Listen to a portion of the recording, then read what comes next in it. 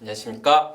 이베스트 투자증권 염동찬입니다. 10월 7일 목요일 빠르고 간단한 빨간 시황 시작하도록 하겠습니다. 어제 뉴욕 증시 상승세로 마감했습니다. 3대 지수가 다 상승했고요. 한 0.3에서 0.5% 정도의 상승세로 마감을 했는데 어제 같은 경우에는 하락세로 출발했는데 오후 들어서 상승세로 전환되는 게 특징적이었다. 이렇게 보시면 될 것 같은데요. 경제 지표 같은 게 안 좋았음에도 불구하고 여러 가지 불확실성 때문에 초반에 약세를 보였지만 오후에 이 상원에서 공화당 상원 원내대표가 민주당의 부채한도 협상 상향을 어느 정도 받아들이겠다라는 입장을 밝히면서 상승세 전환에 성공했다. 이렇게 보시면 될 것 같습니다. 장 초반 같은 경우에는 고용 지표가 나왔는데요. ADP 민간 고용이 생각보다 잘 나왔습니다. 이번 주 금요일, 그러니까 한국 시간으로는 금요일 밤에 확인할 수 있는 고용 지표를 앞두고 민간 고용이 예상보다 잘 나왔다. 이거는 사실 좀 좋은 얘기기는 하는데 어떻게 간다면은 이게 테이퍼링 이슈랑도 연결되고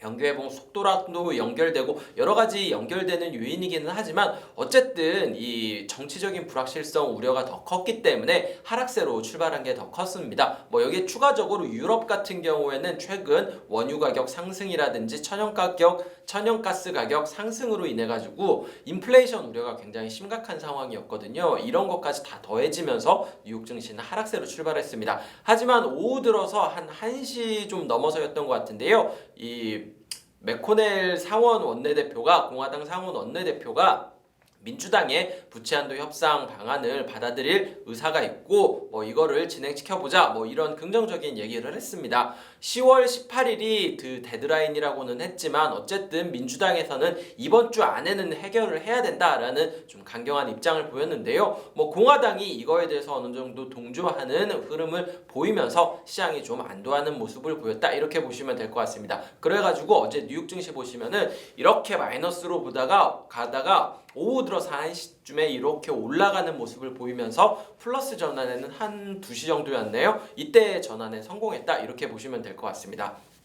어제 이슈로 저는 체크해야 될 만한 게 한 두 가지가 있는데요. 첫 번째는 OECD 사무총장이 발표를 했는데 그 글로벌 최저법인세율이 작년에 처음으로 얘기가 됐는데요. 어쨌든 올해였네요. 계속 논의가 되었다가 지금 올해 10월달 말에 G20 정상회담이 이탈리아에서인가요? 예정되어 있는데 여기에 때까지는 마무리가 될 것 같다라고 얘기를 했습니다. OECD 국가들이 글로벌 최저 법인세율에 합의하는 게 이번 달 말 정도가 될 것 같다. 이거 내용 체크하시면 될 것 같고요. 두 번째로는 유럽에서 최근에 천연가스 공급과 관련돼 가지고 계속해서 문제가 있었잖아요. 푸틴 대통령이 러시아 대통령이 유럽 공급을 늘리겠다라고 발언을 했습니다.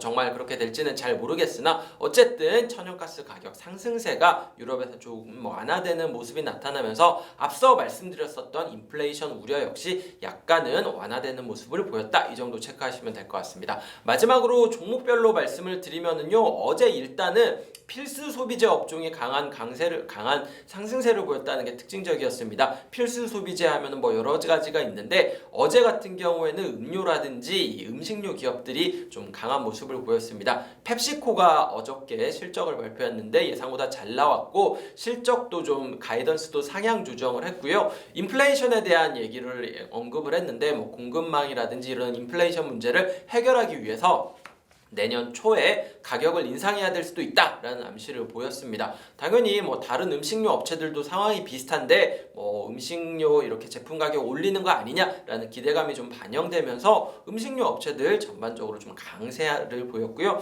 특히 좀 눈에 띄는 거는 몬델리즈라든지 허쉬 초콜릿의 그 허쉬 이런 데가 강세를 보였던 게 특징적이었다. 이렇게 보시면 될 것 같습니다. 앞서 말씀드렸었던 펩시코도 강했고 코카콜라도 강했고 상승폭은 크지는 않았지만 다른 음료 업체인 몬스터 비버리지 이런 데도 같이 강세를 보였고요.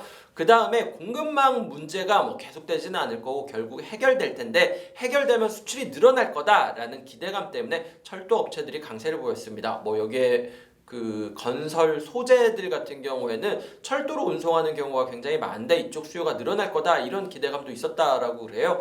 그러면서 벌칸 메테리얼 이런 그 건축 소재 업체들 역시 같이 강세를 보였고요. 철도 업체인 CSX라든지 노폭 서던 이런 기업들 같이 상승세를 보였습니다. 반면에 모더나 같은 경우에는 약세를 기록했습니다. 최근에 머크의 치료제 얘기 나오면서 계속 약세 보였는데요. 모더나 같은 경우에는 어저께 유럽에서 부스터샷을 허용을 했음에도 불구하고 주가가 약세를 보였다라는 게 어느 정도 모멘텀은 모두 좀 소멸된 게 아니냐라는 우려가 나오고 있다는 점 체크하실 필요가 있을 것 같습니다.